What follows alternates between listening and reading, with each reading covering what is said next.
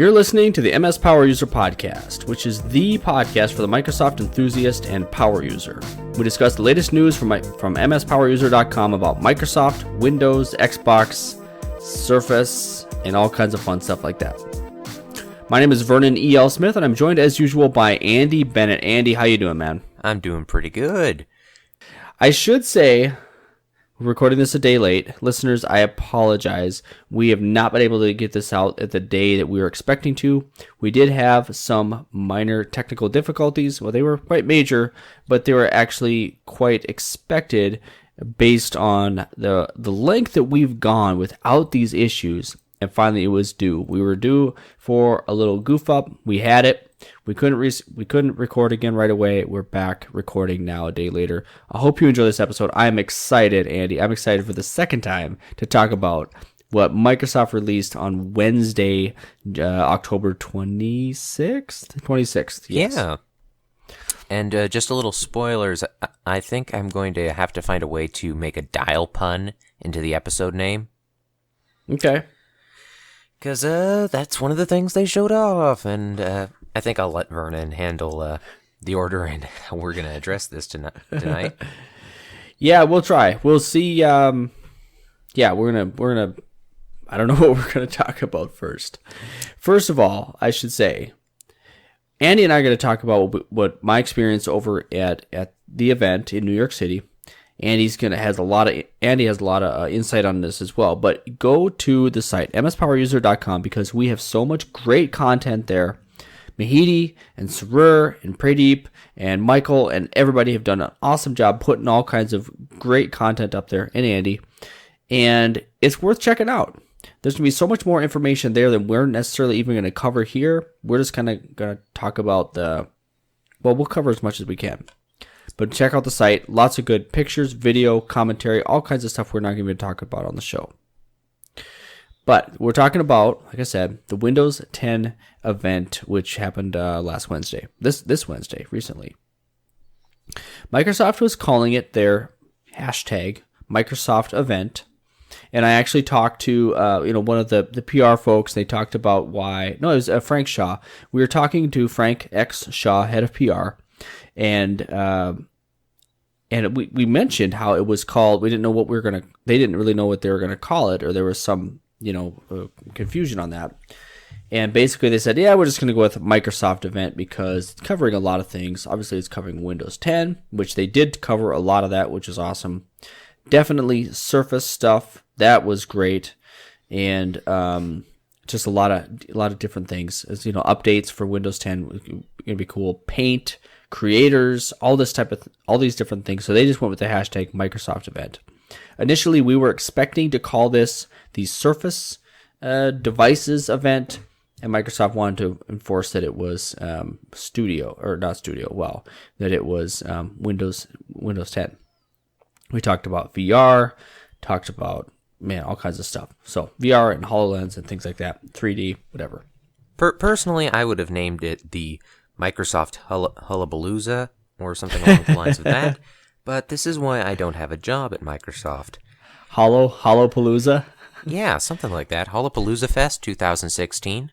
That's really, really good, but I think there wasn't enough Hollopalooza-ing for it quite to be that. I think they're going to save that they could save it for Build, which I think is going to be in Seattle this year. That'd be cool. Maybe the Hollow Paintalooza? Something? Stick to your day job, Andy.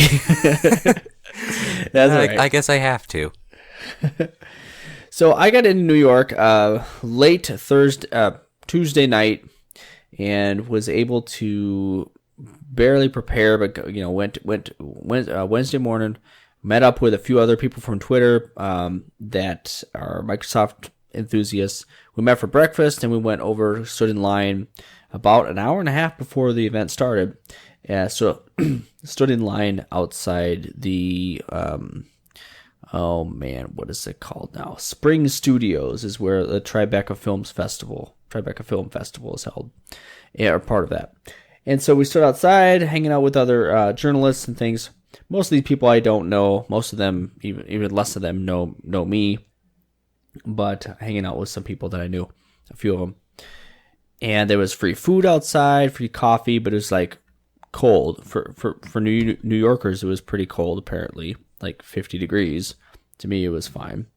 But it was a lot of fun just waiting for that. And then they had some people came out, Frank X. Shaw, like I talked about, and also Panos Panay. They came out and just talked to us for a little bit, going down the line, shaking hands, and just chatting up a little bit. So that was kind of cool. And then we went in and they got seated, and there were about 200 people at the event, and Microsoft was really excited to show it off, and it was very obvious. And so they showed off. I guess I don't know where I'm going with this. I can take over if you want. Go for it. Yeah. What do you want to know?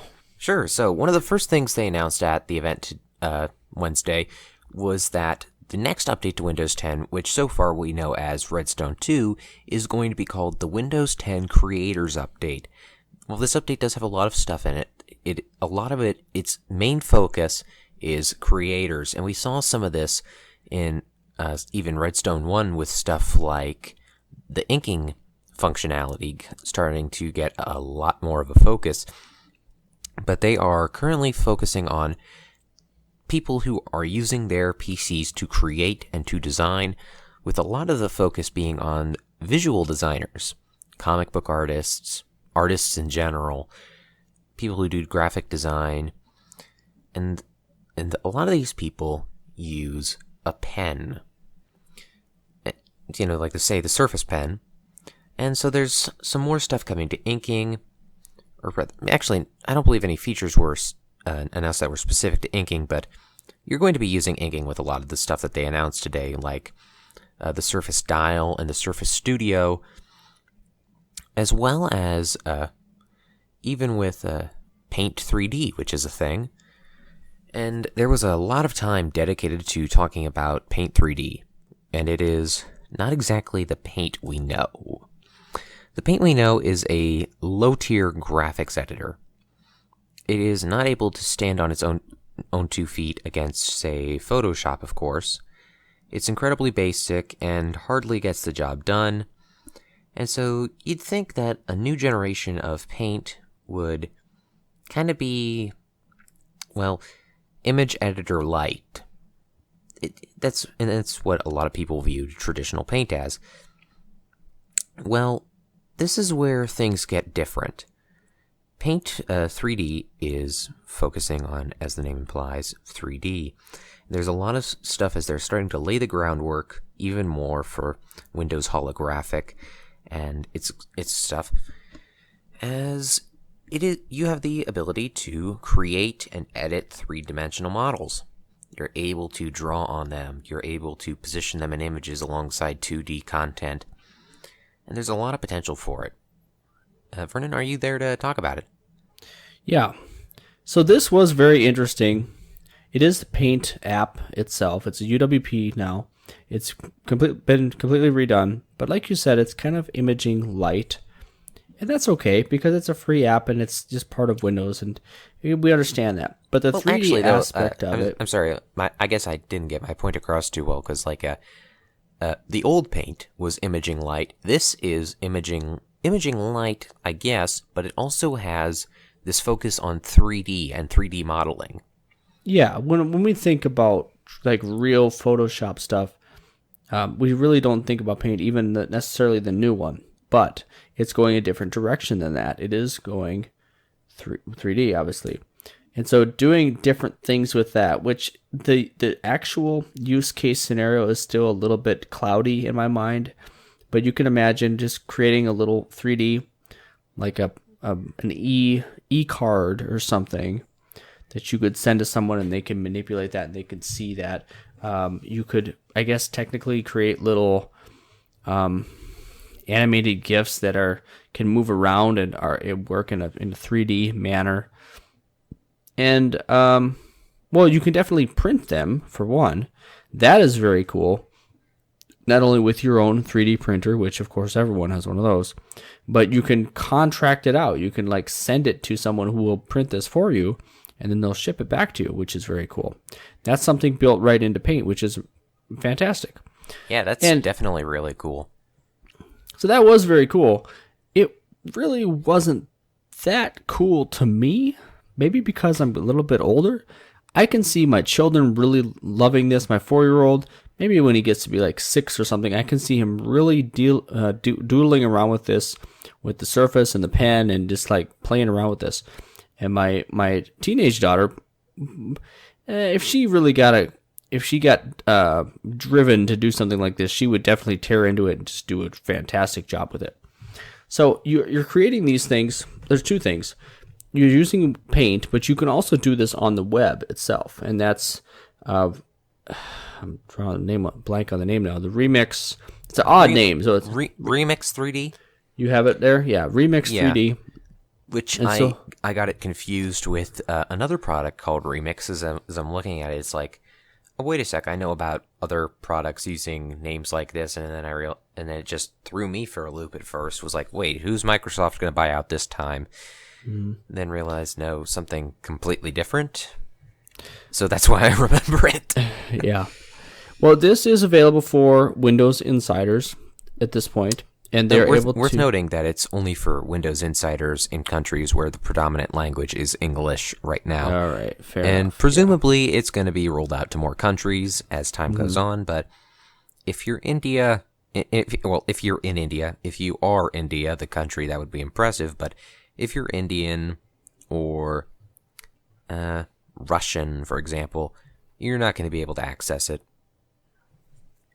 Which sucks. Well, the language pack, you're saying, yeah. So not just the language pack. The site itself is by location, so you need to use a proxy or something if you're not in an English-speaking company. I mean, not company, country. Yeah. The late night's getting to me a bit. All right, So this is very cool. You can save these different, what you create. You can save into the collection and the. What is the term for it? Maybe it's a collection. I'm getting kind of tired too. I've been up since 4 now. So I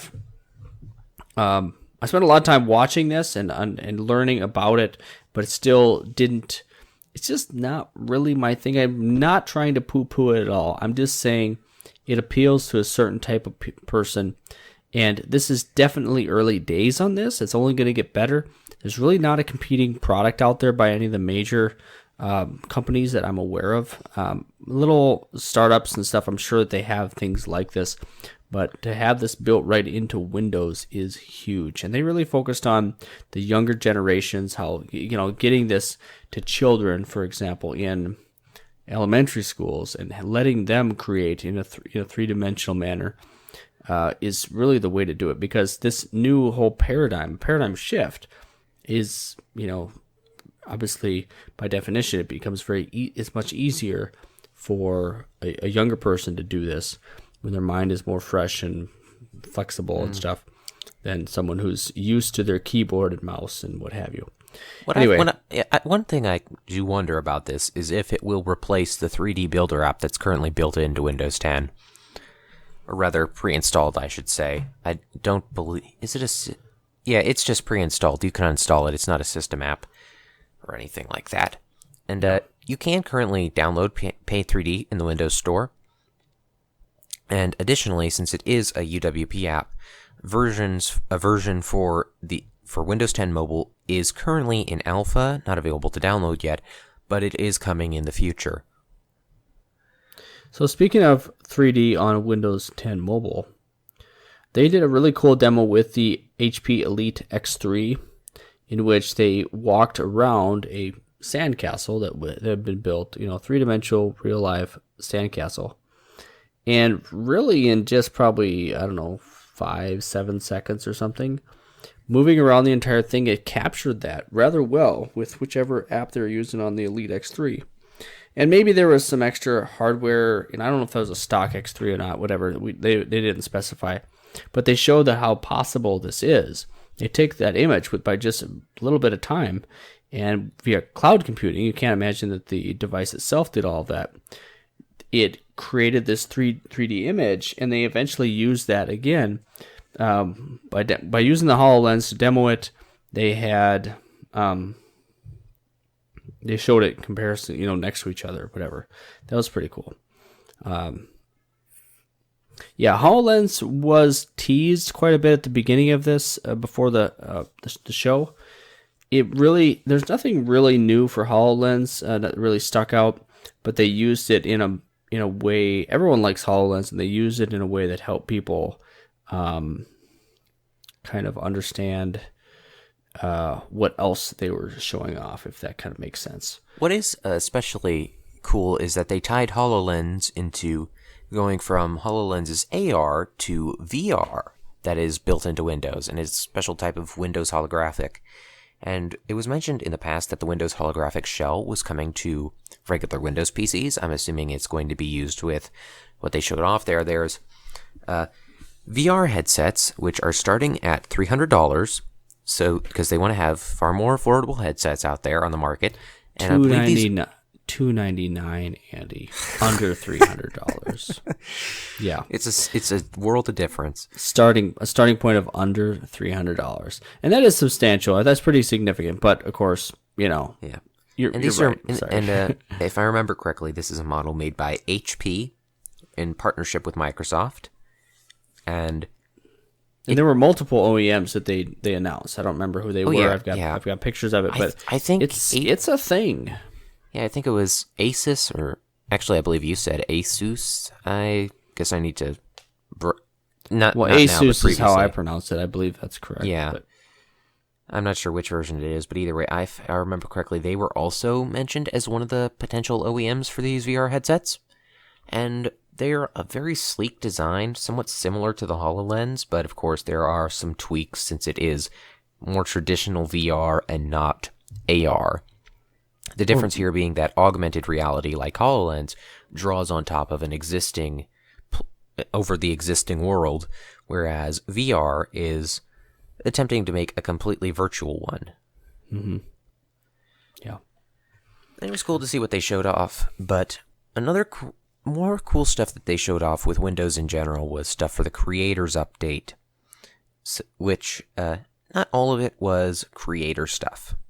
So one of it was My People, which is something that's been referenced before as the People Bar that people found in builds of Windows 10 dating all the way back to the original preview for Threshold 9841. There was little bits and pieces of a little orange bar called the People Bar, which tied into the People Hub. It was never really functional, but started showing up again as Redstone 2 builds began. And essentially what it is, it's being able to pin your contacts to your taskbar and not only stay in contact with them, like they showed people sending emojis that would pop up on the taskbar to each other. You're able to click on that image on the taskbar and see all your recent interaction with a person, as well as send them files, messages, etc. And this is incredibly helpful in a work environment, as I can see. And what did you think about it, Vernon? Well, I've been using Windows Mobile and Windows Phone, and before that, Windows Mobile, for quite a while. I was absolutely thrilled in 2010, and even before that, 2010, when they announced the People hubs for Windows Phone. People Hub. So all your stuff would tie in together, all your people, but also all the ways of communicating with those individual people. The ways that you could follow what they're doing, saying, Twitter, Facebook, LinkedIn, all tying together in a feed for that person. And of course, you could pin the people to start screen and get directly to them, contact them most easily. You would get emails from them that would pop up right in that, so you'd have an individual tile live counter and whatever. I mean, people who've been using this know the benefits of that. I love the idea, the direction what Microsoft was going with that. And I feel that it was just a little bit too ahead of its time. And of course, Facebook, Twitter, LinkedIn, they didn't really have a good reason to put their stuff in someone else's environment. They would rather control that experience themselves. Anyway, as soon as they talked about this, I just leaned over. I said right to Rich Hay, I said, so kind of like People Hub. And we both had a little chuckle out of that. Like, that was my only line, okay? Like, no one laughed at anything else I said. That's okay. Like, that wasn't the point. But this thing is... I don't know. As a Windows Phone enthusiast, I just want to say, yeah, we tried this already. And people were too dumb to like it to begin with, even though it was freaking awesome, or the concept was awesome. This is a little bit different. You're pinning the people, your favorite people to the bar, and then you're dragging things to them, down to them that you want to share with them. So, for example, an email, just drag that over, or a photo, or like whatever. And I like that. That's cool. I just am a little bit sour about, Microsoft did this 6 years ago and nobody wanted it. And I don't know. I think people will want it this time. I hope. Is this something you would really use, Andy?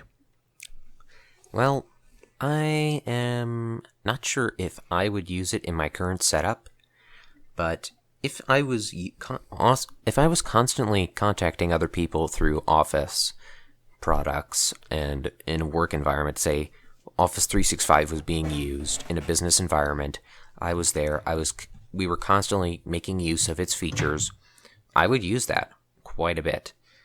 And it's incredibly helpful to be able to see your past history with just one single individual, because it's like, okay, Kurt sent me an email. I got lost in a flood of things because I get a lot of things sent to my inbox, and I'm too lazy to set up filters. This is just a potential situation here.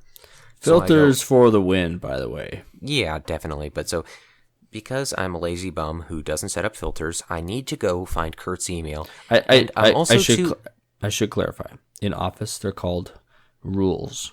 Oh, right. Yes, and I love rules.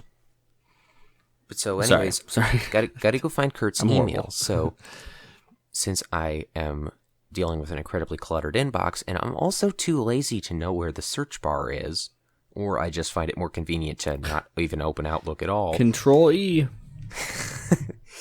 I just click Kurt's face on the taskbar.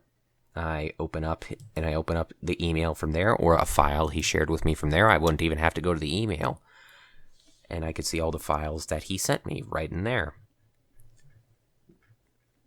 And that's a situation I can see happening a lot. It takes out the middleman of having to open up another program. You just click that icon on your taskbar, you have all that stuff right there.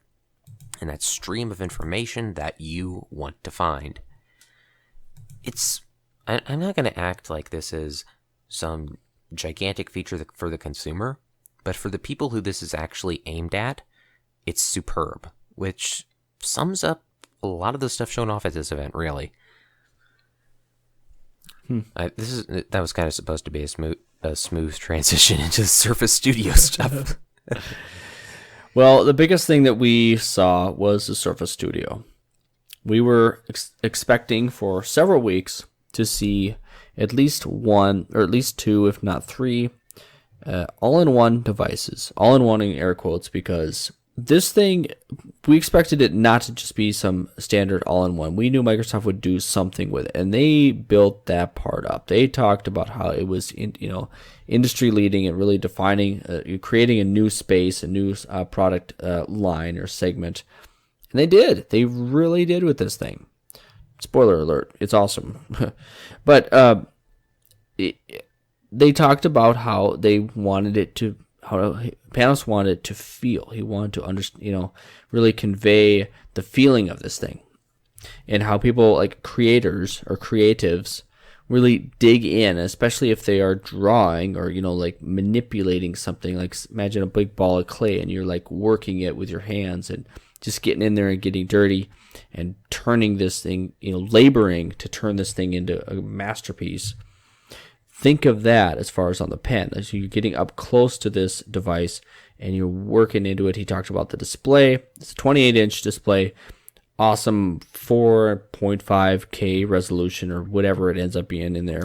Yeah, it was 4.5K. It's got more pixels on display than the majority of 4K TVs out there. Which is it's beyond impressive, I think. Most 4K, okay, go on. What's a small 4K TV? 50-inch, 55, maybe 47 or something? Like I've seen most at 55. Yeah, and this thing is 28 inches. I got up to close to this thing. I put my face, like my eyelash was hitting.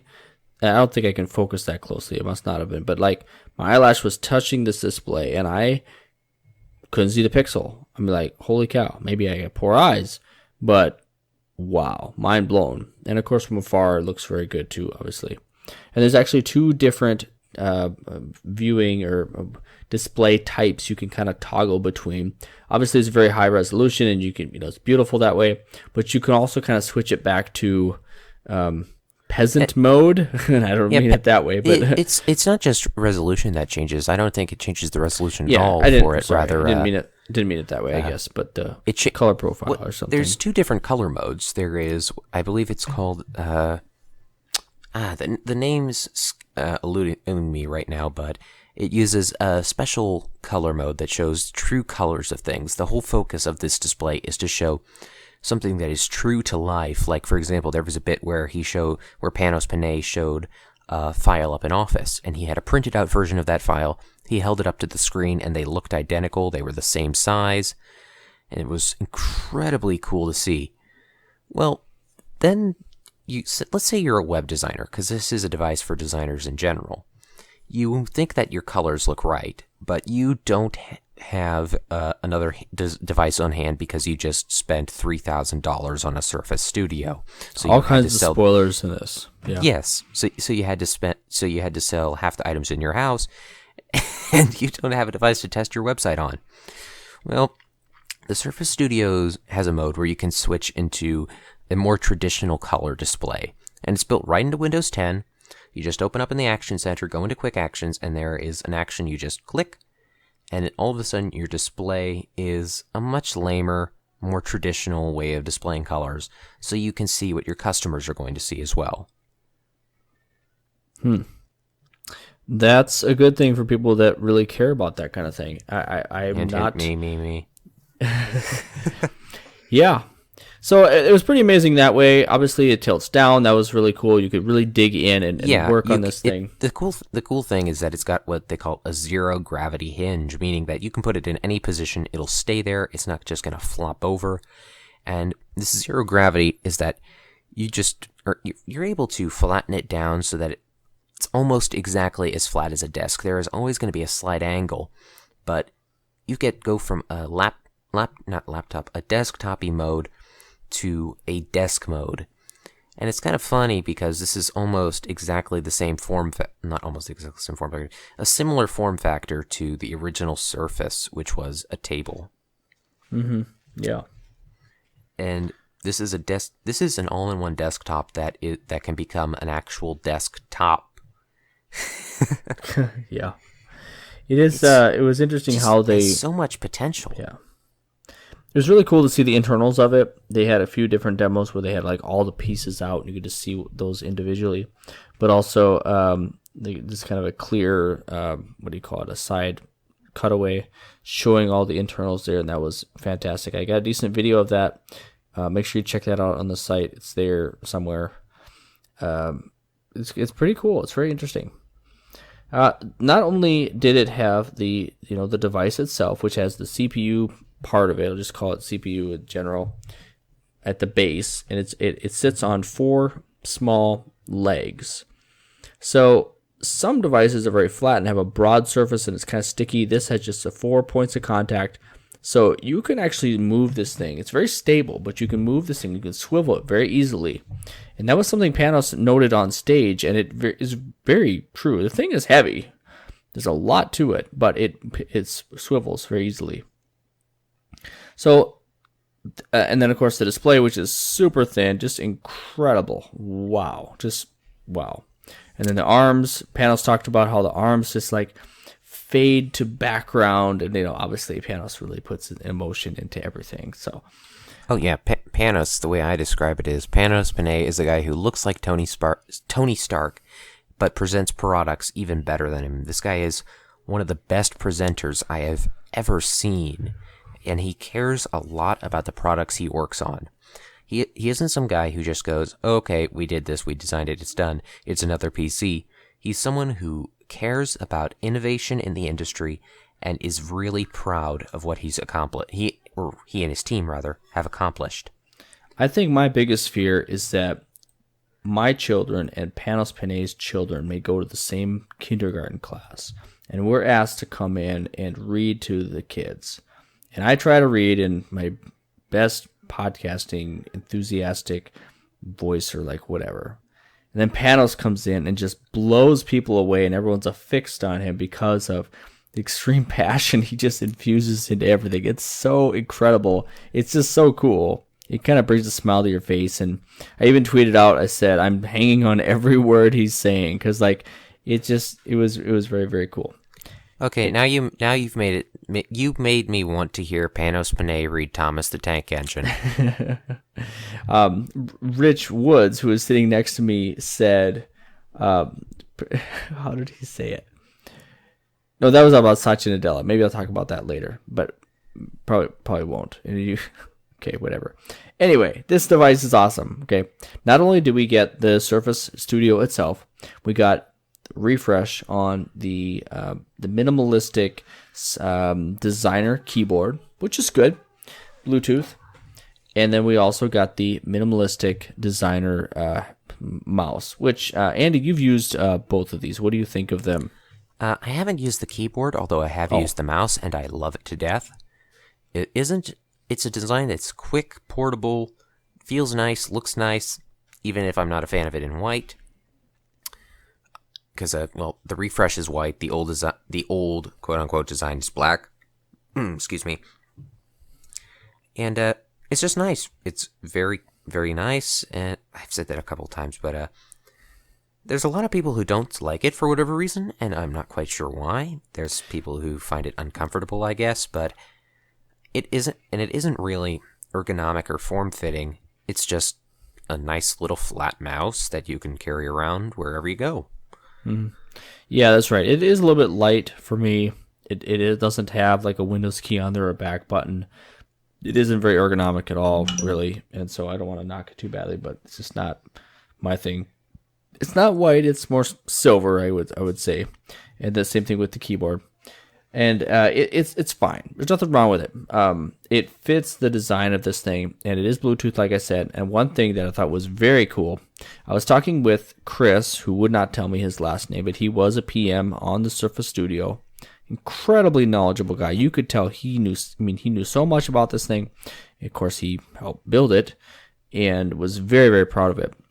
And he was the only place I heard that these devices, these peripherals with the Surface Studio, they are pre-paired to the Bluetooth paired at the factory before they're sent out. So you don't even have to fiddle with that, which is kind of interesting. I've never heard that before. Maybe that's a common thing with these these devices. They're expensive as first vehicles. I haven't heard about that happening to any other product, although you're right, if it is the high-end market that has that. That's cool, though.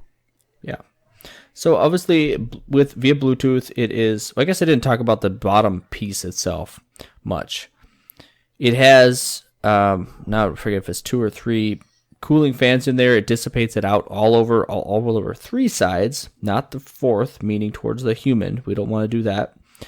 But very, very quiet, incredibly quiet. It can ramp up and slow down. Obviously, that's normal. It has a heat sink, which can it can transfer things 2 different ways and help, depending on where the heat is coming from. It can help dissipate that. Pretty cool. I thought that was incredible. And they really crammed it in there very tightly because the springs in this zero gravity hinge are huge. Like, they take up so much in the back there. It's really incredible. So check the video again. So obviously this thing is, and the back just has 1 cord coming in, just 1 power cord. Everything else is wireless. You do have options though. You have, I think it's 3 or 4 USB ports. I'm not gonna try to remember them. What did I say before? Watch the video. Yeah. But it's pairing to the mouse, keyboard, and the Surface Dial. So this Surface Dial, imagine the receiver in like an older home entertainment system. And we don't really have these too often anymore. But you plug in your VCR, your tape deck, your record player, and things like that. Of course, to your stereo and your TV or whatever. Think of the main volume knob on there. In this case, it's about the size of a baseball, roughly. And it's not heavy, but it has heft to it. It has a good amount of density to it. And the turning on it, as you turn it, it doesn't click. It doesn't you don't feel much with it, but it doesn't just spin. It doesn't have a lot of inertia. You can just keep going with it. And this thing is great. Feels really good. Has a soft rubber bottom to it. It isn't necessarily sticky, but it is kind of adherent. Like it'll grip to the display. Obviously, you can use it on the desktop itself, or on the desk, I should say, but also putting it on the surface, lowercase s, the surface of the display. Wherever you put that down, there are capacitive sensors in the dial itself, but of course also the display recognizes that, and it's connected via Bluetooth, so it's working together. Very, very cool. The internals of this, it's in the video, as like I said, you can see the inside of that. And one thing that I thought really stood out to me, not that it's incredibly special, but it's very unique and just kind of made me feel good about the company. Inside, to take the bottom piece off, to swap out the batteries, there's 2 AAA batteries in there. It's just magnetic pieces. You just pull the bottom off to access them. And how in just about every single battery-operated device, the batteries go in, the polarity is inverted. Like where you have, the positive would be up, and the next battery would be the positive would be down, and vice versa. That's just because of the way that they run the loop of the connections. Well, in this device, there's 2 batteries, and both of them are facing the same way. Does not affect in any way the look of it when it's put together. Does not affect in any way how the thing works or whatever. It doesn't matter. But I thought that it was very cool that from a design standpoint, they chose to do that because it was proper or whatever. And I thought that spoke to me. I thought that was very, very cool. And most people are like, okay, really? You're still talking about that? But anyway, the thing is awesome. There is no direct clicking or anything, no mechanical clicking in it or anything when it turns. But there is haptic feedback, and that is based off of, electronic haptic feedback on it, based off of what you're doing and the degree of change on the dial, depending on what application it is, and so on and so forth. That was very cool, awesome, and we didn't actually hear any sounds with it, but I think that would not be difficult. One more thing, I guess, about this Surface Studio is that the speakers, there are high-range speakers built into the bottom of the display itself.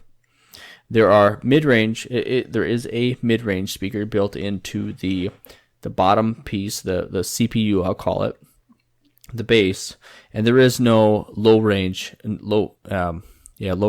audio speaker built into it. And Chris, the guy who worked on it, obviously, he said that this is basically because it's a Windows device and people can customize this any way they want. Same thing with the keyboard and mouse. Not that they're bad. They really, really fit the look and the aesthetic of this device. But if someone really is a creator and they're a heavy keyboard user with this device, they're going to get whatever keyboard they want anyway. So there's plenty of opportunity for expanding peripherals, and that's a good thing. Yeah, that's one of the best things about Windows devices, I think. You are able to work the way you want to work. You don't need to use the same keyboard that comes with your device, and sometimes, Lord help you if you do. You're able to use whatever setup you want. Your PC is the heart of an ecosystem that you can set up yourself. You can add speakers, you can add keyboards, you can add mice, you can add printers, you can add devices that date back to the late 90s if you want, which is not something you can do with Mac OS, especially as they move towards removing older ports and just selling you as many dongles and adapters as possible, which is insane and sad, but You threw that bait out there. I'm gonna bite. Okay, so Wednesday was the Microsoft event. Thursday was an Apple event, and we don't talk about Apple very much, but it's really fun to make fun of Apple. So here's a great opportunity. We're gonna make fun of Apple a little bit and compare. You know, we really should have. I guess we should have talked about the next device they came out with, the Microsoft, the Surface Book.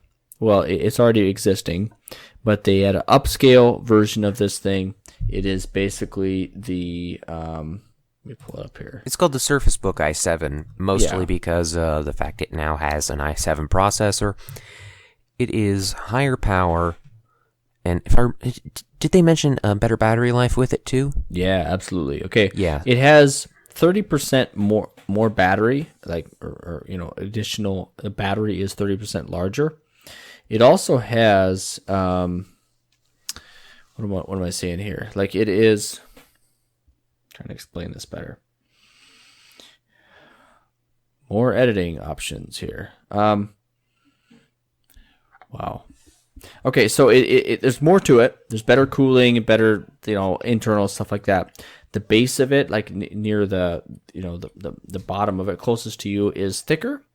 It also, and this is very interesting, and not everyone really picked up on this right away, and I didn't pick up on it right away. The keys, the keyboard part of it, is actually thicker and higher near the front of it as well. So closer to the hinge, that hinge gap has been closed a little bit. So this is interesting. It isn't necessarily that noticeable, but it's there, and I think it allows, well, for a lot of different things, you can fit more in there. So that's very interesting. The point being, this thing is obviously upscale, and Microsoft has done awesome with this thing. Not cheap, but really, really powerful. And Apple had an offering as well, and it compares pretty poorly. Yep. It's really weird because I've seen the reactions to Microsoft and Apple completely flip over the past few days. After the Surface Studio announcement, there was this sudden shift of, okay, this is really good for me as a creator. I'm going to start using this if I can't afford it, or if my business can afford it. We're going to move over to the Surface Studio for some of the work I do. Then there's the announcement of the new MacBook, where the reactions were along the lines of, wait a second, this is totally the opposite of what I was expecting. What do you mean? It's just a touch bar. Why can't I touch the screen? Which, in fairness to Apple, the touch bar, I think, is a really cool idea, but people have been touching things for a while now, and it's kind of bigger than that. It's the screen, and that's been working out well for most people. But so Apple has yet to adopt touchscreens, which is a little weird seeing how they introduced the iPhone to the world. And instead, they have a little strip called the Touch Bar, which is, oh man, I don't even know how to describe this thing at the moment. There's all kinds of. We don't have to knock it. The whole internet has knocked it. We're fine. Okay, it is interesting that in the comparison that Microsoft actually put on in their store, the website, they talk about biometric security, and of course, Microsoft, the Surface Book, has facial recognition with Windows Hello. Very good. Not perfect, very good.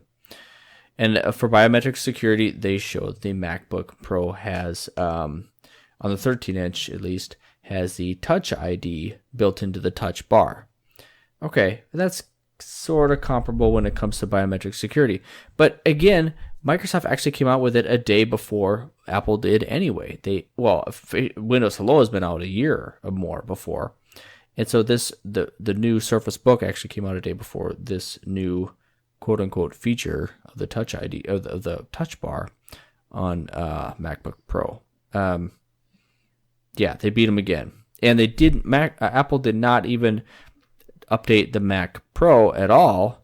And that's what the Surface Studio directly competes with, and it's incredible. Like I I just love how Apple's Apple's Apple's dropping the really ball weird. here. And Apple's really Microsoft- weird with how they're moving their market around. Like, as Microsoft moves into more high-end business creators, Apple is in this kind of weird la-la land where it's like they're more focused on... I don't want to say it's becoming consumer-focused, but I don't know where their audience is, because the starting model of the new MacBook, if I remember correctly, is like $1,500.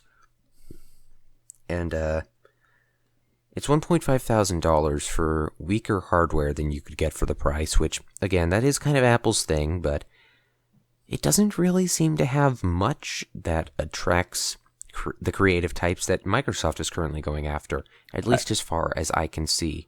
I think I'm going to go so far as saying this, and some people will disagree and will whatever, is that I feel like Apple caters to consumers who want to be creators.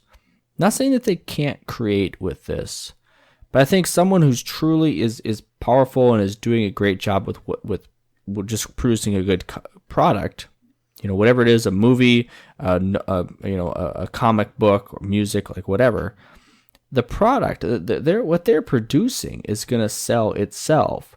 They shouldn't need additional cool points from whatever hardware is being run. And to be fair, Mac OS has some pretty good applications for creators that are at a reasonable price. Like, for example, I think it's only like $200 for life to get some of these applications. There is no fees after that, which makes it really good if you have the money to spend once, but not constantly, for stuff like, say, alternatives to Adobe products. And that's the experience of a friend of mine, and it's the entire reason he's been using a Hackintosh and he was planning to move over to the new MacBook until he saw that price tag. Mm-hmm. It's a good point. So they do have a lot of stuff for creators, but they aren't really adding more. And there's definitely room where they can add more. That's the key word. More. Yeah. Well, there is other stuff that they talked about, like, of course, Windows 10, the creators update, and all that kind of thing. Back to Microsoft's side. Yeah, back to Microsoft. The event was pretty awesome. I had a chance to do some HoloLens, a HoloLens demo. Also had a chance to demo the HTC Vive, which was worth talking about. And I will not do that on this episode. Next episode, we're going to talk about HoloLens versus Vive, talk about VR versus HR, and MR, mixed reality, and all that kind of stuff. We're not really going to dig into this episode. I think we covered enough for now, and to be honest, I'm exhausted. I need some sleep. Anything else you want to cover quickly, Andy? Anything you want to hit? There really isn't too much else to hit. I think we did a good job covering the event, and I hope everybody has a great weekend. Yes. So thank you for listening to another episode. We appreciate you, dear listener. You can follow the site on Twitter at MSPoweruser. And of course, by doing so, you can see when the latest episode is available. Just hang out on the on the website as well. Pin it to your start screen and all that kind of stuff. To your browser. Yes, you know how to do that. Subscribe to the show. That way we are in your feed as soon as there's a new show available. And if you want to follow us on Twitter, please do so. I'm on Twitter at Vernon EL, and Andy resides on Twitter by the name of FusionFan45. That's it for this episode. Have a great week, everyone. Take care.